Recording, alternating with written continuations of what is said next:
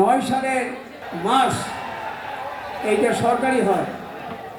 সরকার হওয়ার পরে ডেভেলপমেন্টের মধ্যে হয়েছে শুধু ওই হেডমাস্টারের কোয়ার্টারটা, বাকিটা তো তারাই করেছিল। এই শেখ পেট তাদেরই করা। সেখানে পুষ্করী ছিল, সামনে হলো সুগন্ধা নদী। এমন পরিবেশ বাংলাদেশে আর কোথাও কোনো স্কুলে নাই। সুগন্ধা নদীর তীর ছায়াশরী বীর, সেইখানে আমাদের স্কুলে ডিবেটিং ক্লাস হইতো। আমি সেই ডিবেটিং ক্লাস প্রত্যেক বৃহস্পতিবার হইতাম। বক্তৃতা আমার এখনও মনে আছে, বক্তৃতা দিয়েছি সেই সময়। তারপর এই স্কুলে সেই সময় যে ল্যাঙ্গুয়েজ,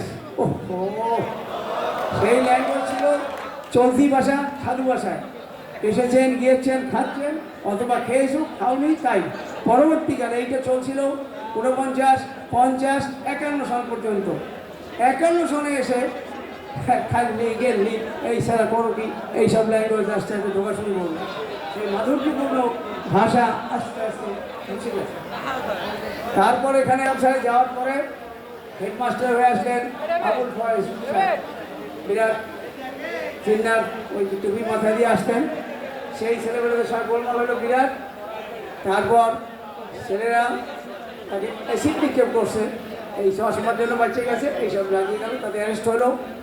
সেই অ্যারেস্টে আমার ভাই যে পাক বাহিনী মেরেছে হয়েছিল, সে অ্যারেস্ট হলো, আলিমাম অ্যারেস্ট হলো। এই কেস হলো। এই কেসে পরবর্তীকালে আর তেমন কিছু হয়নি। তো এখন আমার যে কন্ট্রিবিউশনটা সেটা আপনাদের জানাবো। এই স্কুল ভাইয়া যায় নদীতে যায়, হেডমাস্টার কোয়ার্টার যায় অবস্থায় 1968 সনের 30শে অক্টোবর এই সাবডিভিশনের ভিত্তি স্থাপন করার জন্য আসছিলেন পূর্ব পাকিস্তানের গভর্নর আব্দুল মোমেন খান।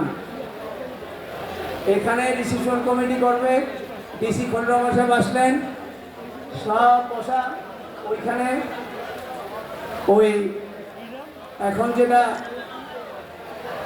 ওদের কি বলে, আগে ছিল ওটা জালবাড়ি ক্লাব, সেই ক্লাবে মিটিং হলো। তো ডি সাহেব আমাকে ডাকে বলে সামনে বসো। বলার পরে বললেন যে আমি যে ওই ভবন আসতেছে রিসিপশন কমিটি করবো, এই এর দায়িত্ব আমি কাকে দেবো? রেজিম মিয়া চেয়ারম্যান, সলিমুদ্দিন মিয়াকে সবাই বলে স্যার আপনি তাকে ভালো মনে করেন। আমি কোনো ইয়াংম্যান তাহলে অসুবিধা? জি না স্যার, আমি রিসেপশন আগে রিসিভ করে সেক্রেটারি করতে চাই। স্যার আমাদের মধ্যে সবচেয়ে শিক্ষিত লোক। আমরা 19 সদস্য নিয়ে কমিটি হলো। কমিটি হওয়ার পর রিসিপশন কাকে বলে দেখা যায় সাবডিভিশনের। তারপর 3টার সময় থানার সামনে মিটিং। সেই মিটিংয়ের যে স্টেজে করছিলাম, স্টেজের ফটো আছে এখানে। সেই স্টেজে বললাম বিশাল, আমি কম কিছু এতে সে মহা খুশি। তারপর আমরা পথফাইন্ডারে বসলাম। বসার পর আমি বললাম লিডার আমার কলেজে কিছু টাকা পয়সা দেন। কলেজে আমার পেশেন্টের সাথে হুটোল দেব, তুই আমার সাথে চ্যালেঞ্জ করাবে সার্টেনলি। এই যখন নুরুল রহমান ছিল ওসি, তারা বলো ওসি দেখে আসুন। আমরা করছি ভুলে তো ওই ছবি টবি টানানো হয় না জিনিয়া সাহেবের, তারপরে রিয়াকত আলী খান ছবি টানানো হয় না। তো মোনায় সাহেব তখন তো সেই ভাইস প্রিন্সিপাল, ওই সাহেব বলে যে আপনার তো চাকরি গেছে। সাধারণ সাহেব শেষ, এই ছবি কোথায়? এই তাড়াতাড়ি গভর্নমেন্ট স্কুল থেকে এই 3 জনের ছবি নিয়ে লাগাইয়া দিল। দেওয়ার পর স্যার ছবি আছে, কিন্তু এটা তার মনে সন্দেহ ঢুকলো। যাই হোক, এরপর আমি বললাম সালাউদ্দিন সাহেব ছিল চিফ ইঞ্জিনিয়ার, ওনার বাবা ছিলেন পোস্টমাস্টার, উনি এই গভর্নমেন্ট স্কুলে পড়তেন। আমি বললাম যে লিডার এই হলো গভর্নমেন্ট স্কুলের অপদার্থ স্বার্থ। কেন মধ্যে কথা বলো, আমি অপদার্থ? আমি কী করছেন আপনি গভর্নমেন্ট ছাত্র কিছু করছেন? গভর্নমেন্ট হেডমাস্টার রুম যে কোনো সময় হেডমাস্টার ছেলে মেয়ে সব নদীতে চলে যেতে পারে, নদী ভাঙন পড়ে গেছে প্রায়। তখন বলে সালাউদ্দিন কি সত্য? মাথা জোয়ার, ঠিক আছে কাজ করো, তোমার এস্টিমেট আমার কাছে দাও। এস্টিমেট যদি দিতে বলে কি করে বলে 17.5 লক্ষ টাকা এই এর জন্য দিয়েছে। 17.5 লক্ষ।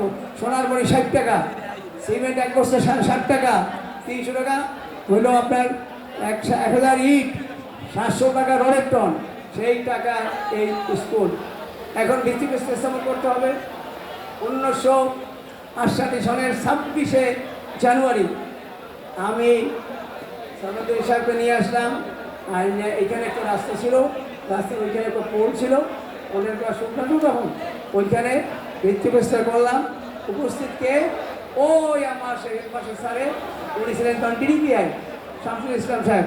আমি বললাম, স্যার আপনি তো আমার 1949 সালে ভর্তি করেছিলেন, আমি স্কুলের সাথে করাই। তারপর টাকায় আপনার এই চাকরি থাকে, তবে টাকা অনুযায়ী কিন্তু হয় নাই। না হওয়ার কারণ হলো কয়েকদিন পরে ওই যে ঢাকায় যে হাইকোর্ট, সুপ্রিম কোর্ট, এইটা হায়দ্রাবাদের নিজামের বাড়ির ডিজাইনে করার কথা ছিল। সেইখানে উনি চিফ ইঞ্জিনিয়ার কি ত্রুটি করছে, আইপিএর কাছে ধরা পড়ছে। এই জন্য ওনাকে ওখান থেকে সরাইয়া আরবান ডেভেলপমেন্টে নিয়ে গেল, যার ফলে উনি মনের মতো করিয়া এখানে আসছে দেখে শুনলা স্কুলটা করিয়ে যেতে পারেন নাই। এখন আপনারা আমার কাছে আর কি শুনতে চান, সবই আমার কাছে আছে। আমার এই কম্পিউটারে as you like best you can ask me, I shall make its answer to you in just now.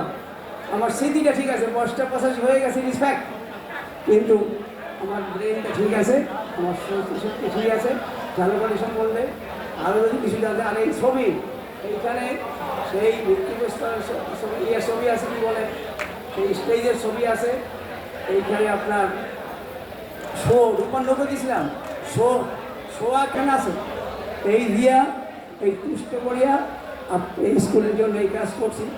আমার একটা সাহায্য ছিল, ছোট্ট মানুষ, ক্ষুদ্র পিপিলিকা, যতটুকু সাহায্য ততটুকু I try my best for my school. এখানে সবাই আমরা বলে যাবো সাবজেক্টের দিকে, সবাই ধ্বংস হয়ে যাবে, সব চলে যাবে, স্মৃতি পড়ে থাকবে। তোমার স্মৃতি চেয়ে তুমি যে মহৎ, তাই তো জীবনের রথ পশ্চাতে ফেরিয়ে দেয় কীর্তি বারংবার। আমাদের জীবন তো কীর্তির মধ্যে থাকা উচিত। আর আপনাদের আর একটু বলি, না বললেই নয়, 1963 সনের অক্টোবর মাসে বাজেট মিটিং হয়েছিল। সেই বাজেট মিটিংয়ে আমি বললাম যে আমরা একটা কলেজ করতে চাই। তো সবাই খুব তাইটাই দিল। তো 1964 সালের 8ই জানুয়ারি দেশে একটু গোলমাল হয়েছিল, হিন্দু মুসলমানের ভাগ গোলমাল হওয়ার সম্ভাবনা হয়েছিল। তখন ওসি ছিলেন মোকাররম হোসেন, উনি পিস কমিটির মিটিং ডাকলেন। সেখানে বাবু নারায়ণ শাহ এক্স চেয়ারম্যান আমাকে বললেন, সাধারণ তুমি কলেজ করতে চাও, টাকা তো পাইছে, সপ্তাহ দিচ্ছে 5 টাকা, আর কালাই বাবু দিচ্ছে 5 টাকা, 2 টাকা নাই, এখন আর টাকা সময় আসছে। কেমন করে দাদা বলো যে এখানে পিস কমিটির মিটিং হবে, এইখানে তোমার এই দিলাম। দেওয়ার পর ওই দিন আমরা টাকা পাইলাম কত, সলিমুদ্দিন ভাই বলছিলাম যে আপনি 10,000 টাকা দিন, আপনাকে কলেজটা দিয়ে দিই। উনি বলে আমি তাদের পাবো না, আমি 500 টাকা দিলাম। উনি দিল 500, ওনার 500, নিকুঞ্জলি বিহারি পাল 105 টাকা, আর পানুবাবু দিল 505 টাকা। এই 1606 টাকা আমাদের কালেকশন। তা দিয়ে স্টার্ট করলাম এই কলেজটার জন্য 3.5 লক্ষ টাকা নিয়ে আসছিলাম। সেই জন্য বিল্ডিং বলে জমিতে স্টপ করা হয়েছে। এখন বক্তব্য শেষ করতে দেবো। এখন ঘড়িকের তলে যা ভালো লেগেছিল, ঘড়িকেই তা শেষ করে ফেলো, তার চেয়ে অধিকক্ষণ সুখ করে দিলে সুখ থেকে দুঃখ হইলে। বন্ধুগণ, তোমাদের মনে চাহিয়ে বন্ধু আর আমি জাগিব না, সারাদিন মান কোলাহল পরীক্ষার দান নিশ্চল নিশ্চুপ, আপনার মনে আপনি মরিব বন্ধু বিধুর দুঃখ। আসসালামু আলাইকুম।